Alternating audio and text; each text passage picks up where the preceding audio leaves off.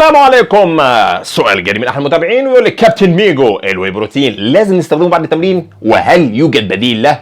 اقول لك يا سيدي، نظرا لارتفاع الاسعار في هذه الفترة البغيضة والاسعار تتزايد كل يوم تقريبا، لذلك ممكن ان نستبدل هذا الواي بروتين البغيض ببعض البروتينات الاخرى مثل بياض البيض او صدور الفراخ. هذه البروتينات ايضا جيده وهي سريعه الامتصاص. طب ليه احنا بنستخدم اصلا الواي بروتين بعد التمرين مباشره، وخاصه الايزو او الكونسنتريت؟ لانه بيكون سريع الامتصاص، بيدخل على طول العضلات، بيغذيها بعد الانتهاك اللي بيحدث لها اثناء التدريب الشاق الذي يحدث في الجيم البغيض. لذلك بياض البيض جيد، صدور الفراخ جيده، وحتى لو غاليه ساعتها هناكل عدس وبرضه هيطلع غالي، الكيلو بقى ب 50 جنيه. هناكل حضرتك ناكل في نفسنا. للاسف هذه الرياضه رياضه الاغنياء وليست للفقراء، ولكن هنعمل ايه؟ لكي نصنع العضلات البغيضه يجب ان ناكل بروتين، لانه هو المصدر الرئيسي لصناعه الالياف العضليه.